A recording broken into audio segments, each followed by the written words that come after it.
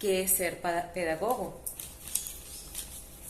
Pienso que ser pedagogo es buscar todas las herramientas y técnicas necesarias para llegar a la persona, al que necesita aprender o al que quiere aprender algo.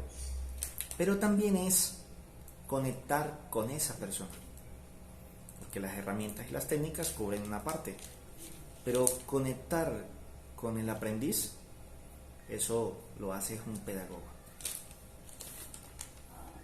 ¿Se considera pedagogo? No me considero como tal pedagogo, creo que todavía me falta mucho por aprender. Sin embargo, sí busco esos elementos. Carl Jung, un psicólogo, decía: puedes conocer todas las técnicas, todas las teorías, pero recuerda siempre que eres un alma buscando conectar con otra alma. Y creo que eso es lo más importante de ser pedagogo, conectar con el otro. Yo voy a luego hacer otras preguntas de esto, ¿ok? Estas son las preguntas base. A su juicio, ¿cuáles son las características que debe tener un buen educador? Un buen educador necesariamente tiene que tener muchas cosas, valga la redundancia, entre ellas técnica, especialidad, recursos, metodología, pero necesita empatía por sobre todas las cosas. Y empatía es conocer el contexto del estudiante. Empatía es conocer cómo vive, cómo aprende, cómo socializa, porque la inteligencia memorística está conectada con la inteligencia emocional. Si logras conectar las emociones con la memoria, vas a tener un excelente aprendizaje. ¿Cuáles podrían ser las limitaciones o dificultades que tienen los educadores en este momento?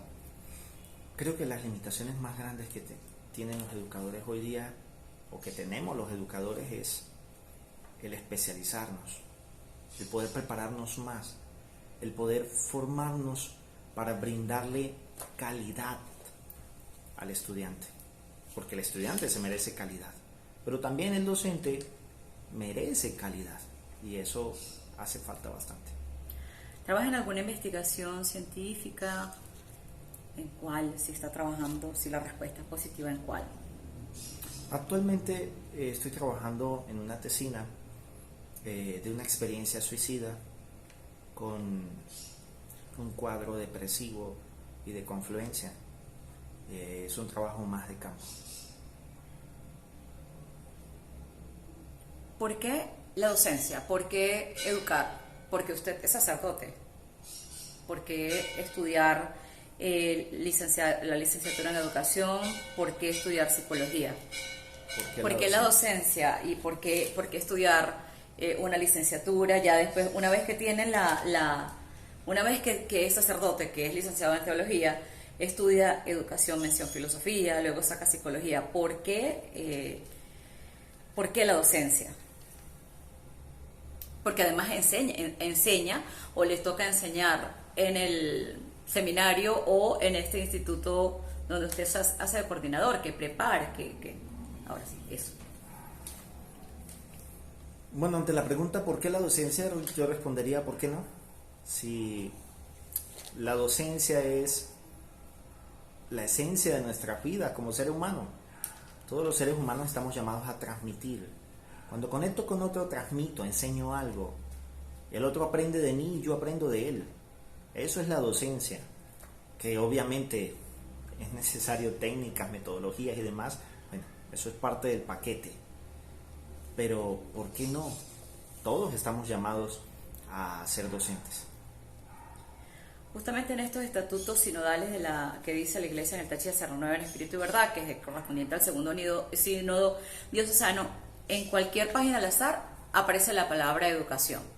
Aparece educar, educar, educar. ¿Un sacerdote educa o un sacerdote mantiene la fe de sus fieles? Un sacerdote enseña, y enseñar es no transmitir un conocimiento, es construirlo. Hay una palabra muy bonita que me gusta y que quiero dejar en esta entrevista: co-crear. Co-crear es lo más bello y lo más hermoso que Dios nos ha dado, y en la enseñanza, en la educación. Es la magia de permitirle al estudiante ser parte de la creación de un aprendizaje y que el docente se permita a sí mismo ser parte de la creación del aprendizaje de ese estudiante, co-crear. Creo que es lo que más necesitamos. Me voy al plano no académico, no de bachilleres, sino desde la misma iglesia. Cuando se hacen, por ejemplo, estos retiros para el pueblo de Dios, usted utiliza unas dinámicas, si se quiere, diferentes, las organiza, las crea. ¿Cuál ha sido el resultado, por ejemplo, de estos retiros que tienen pues su signo o su forma propia de realizarlos? Porque el retiro de Emaús es una estructura, por ejemplo, una estructura ya que no se le cambia porque tiene una base y bueno, unas adecuaciones, pero entiendo que, por ejemplo, en este último retiro o en este retiro que tiene preciso para este sábado, lo ha organizado con una dinámica que creo que podría ser aleccionadora para las personas que vayan a hacerlo. ¿En qué consiste? O sea, ¿cómo hace para organizar una de estas actividades que también no es solamente de acercar a la gente al corazón, a la fe de Dios, sino que aprendan de sí misma, de sus errores, entre otras cosas? Cuando planifico un retiro pienso primero en las necesidades del grupo. ¿Qué necesita el grupo? A partir de esas necesidades le pongo un contexto bíblico, un contexto eclesial, un contexto espiritual. Y teniendo estos dos lados o estas dos caras de la moneda, puedo entonces elegir una serie de elementos para construir el retiro. Algunos incluso solamente los creo, los diseño de mente, de memoria. Pienso, qué sé yo, en el pasaje bíblico de la mujer adúltera. Una mujer que estaba allí, un grupo de personas con piedras en las manos dispuestas a apedrearla, Jesús en el otro extremo, y la mujer solo se queda allí esperando a ser apedreada, a ser juzgada, a ser condenada. ¿Qué crianza tuvo esta mujer de niña que la llevó a aprender a quedarse allí, esperando a que los demás le tiren piedras, la juzguen, la condenen, la señalen? ¿Qué crianza tuvo?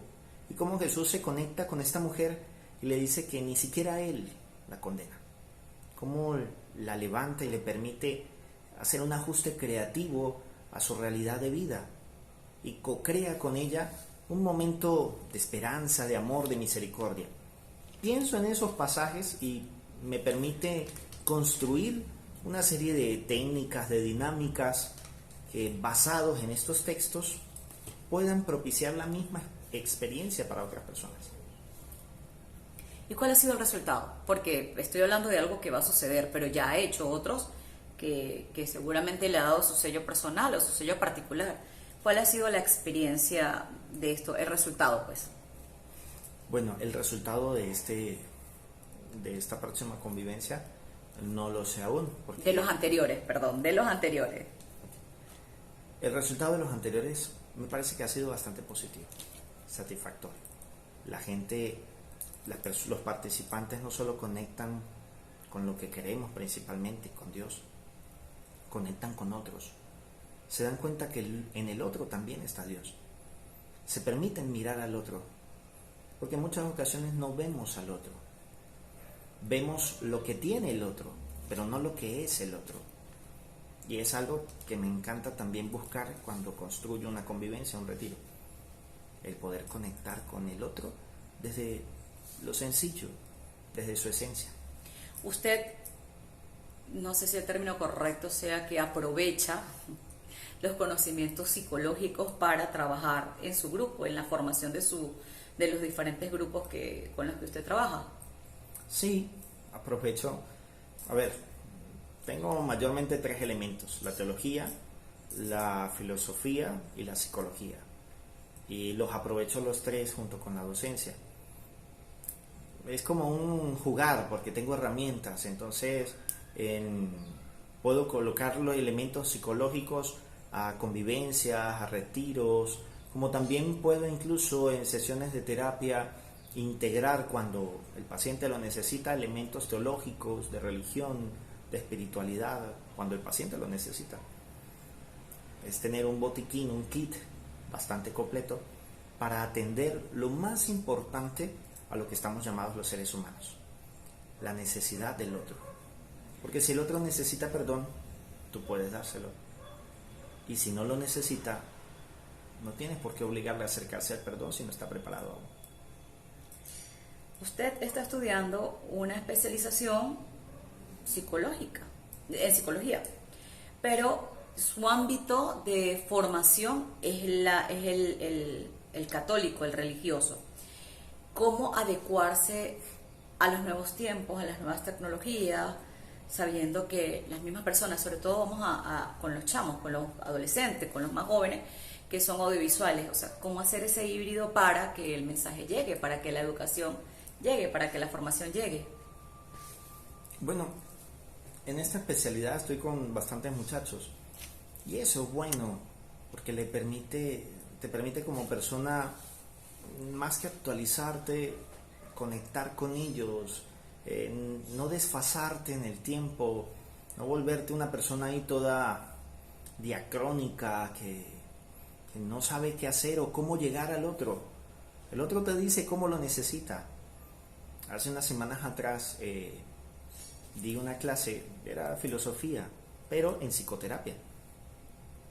Y la di con Legos, porque a ese grupo le encantan los Legos. Y pude crear un elemento de enseñanza con Legos para poder co-crear con ellos un aprendizaje efectivo sobre lo que necesitaban saber de filosofía. Entonces, pienso que estar con estas nuevas generaciones, conectar con ellas, es lo que la Iglesia desde siempre ha llamado que la riqueza está en la diversidad. Cuando se une, la unidad en la diversidad. Somos uno, una sola Iglesia. Y eso nos invita a unirnos a tantas diversidades que tenemos en el mundo y que necesitan también de nuestra compañía y presencia. Las TIC, que son parte de nuestra vida, ¿las ha incorporado en su proceso de educación, de formación y de enseñanza? Sí, las he incorporado. Sobre todo cuando doy clases de filosofía, trabajo mucho con artículos, videos, posts, reels, cualquier tipo de contenido que le puede llegar al muchacho, ya que en la actualidad al joven de hoy le cuesta poder conectarse con una hoja de papel escrita, con un texto, con un libro, pero le es mucho más fácil conectarse con las pantallas, con lo digital, con lo móvil. Obviamente no sería igual si agarro un texto y lo escaneo en PDF y se los pego ahí en digital, sino el joven de hoy es más visual y las TICs nos brindan esa herramienta para acercarnos a los ojos del otro, que también necesita aprender. ¿Y en la iglesia también ha incorporado las TICs? Sí, a donde quiera que voy siempre creo una pastoral de medios y busco que estos participantes se formen en diversas herramientas de redes sociales, de medios de comunicación, para que ellos sean quienes den a conocer la parroquia y todas las actividades de la iglesia a través de las redes sociales. Y a su vez ellos están comprometidos a dar talleres a las generaciones más jóvenes, especialmente de confirmación, para que siempre tengamos un relevo. ¿Tiene alguna experiencia que pueda compartir conmigo justamente de buscar los modos y los medios de enseñar y que haya sido satisfactoria como grupo, como que hice esto y pasó esto? Pues tal vez pueda ser un poco, se puede interpretar como algo ególatra, pero creo que cada docente tiene como una satisfacción propia por alguna experiencia, algo que pueda contarme, que haya sido leccionador, que haya sido reparador, que haya sido bueno en todos estos años. ¿Experiencia en clase? Sí. En docencia, y no importa docencia de liceo, perdón, de seminario, de universidad, sino al grupo. Ok. Una de las experiencias que me gusta es que cuando voy a dar clase trabajo con la realidad contextual del estudiante. Recuerdo que estuvimos una vez en un salón y el salón tenía muchas deficiencias. Utilicé esas deficiencias para que cada uno de los estudiantes las viera, las analizara y luego las comparamos de manera metafórica con toda la clase de psicología general. A partir de allí, cada elemento de esa clase lo conectábamos con una debilidad del salón. El bombillo quemado, el conector de corriente que estaba al fondo y que no funciona, la pared que tenía una grieta en tal parte, la mesa que tenía una pata torcida. Y a las siguientes clases, que necesitaba retomar elementos de la primera, cada vez que hablaba de una de esas deficiencias, ellos inmediatamente conectaban con la clase, con el tema específico que unimos a esa deficiencia, a esa debilidad.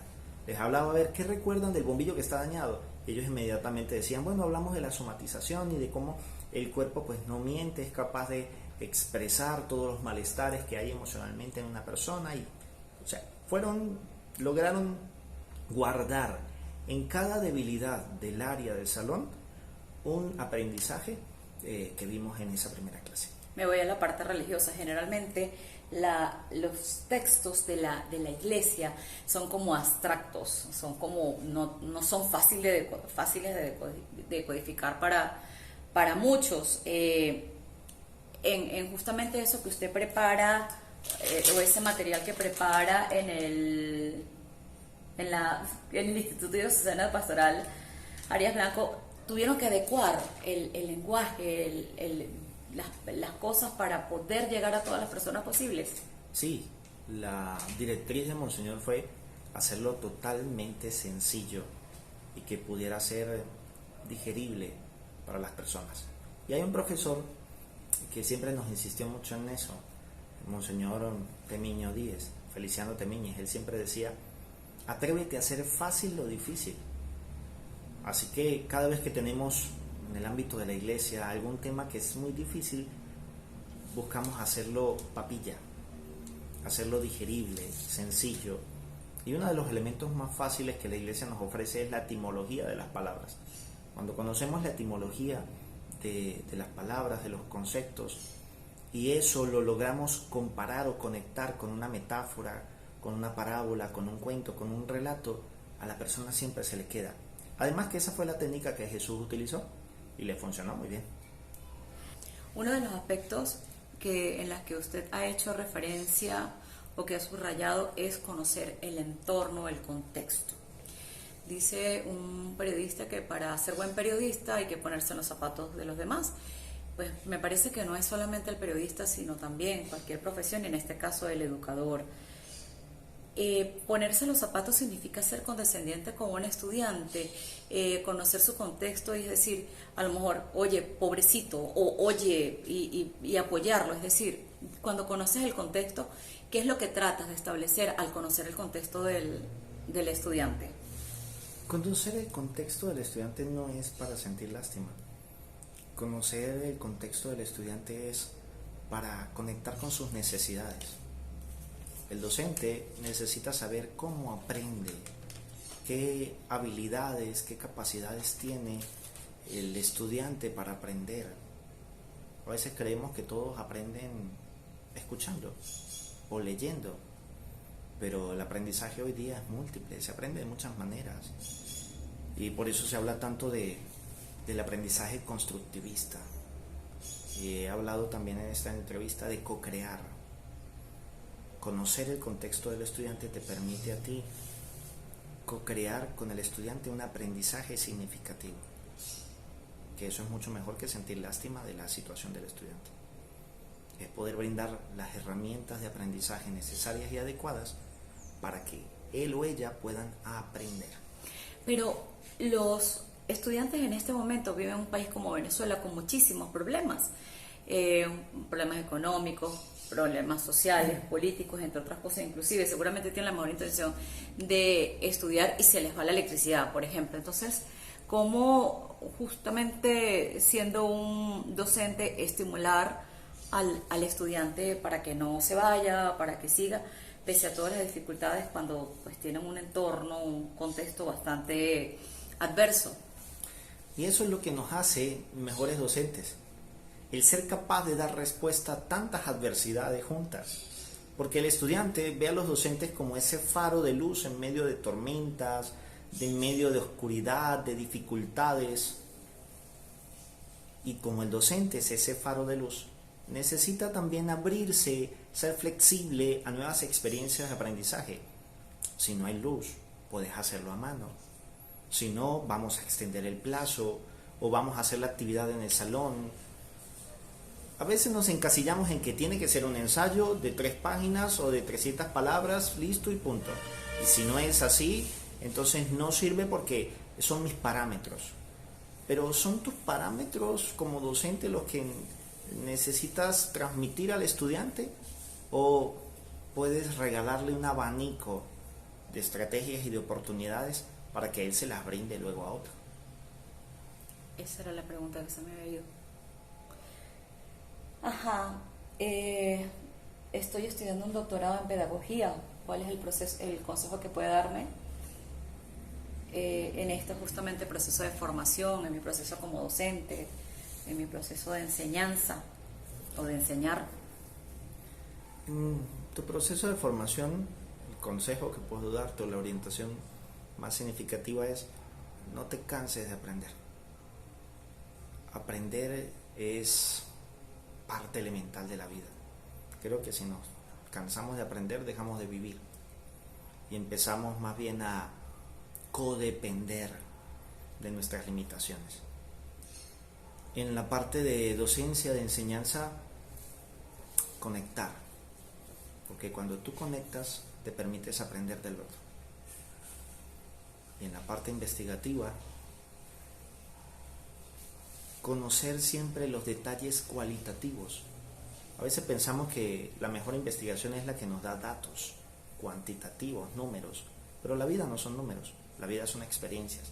Los números nos dan un patrón, nos dan una idea, pero las experiencias nos enseñan más.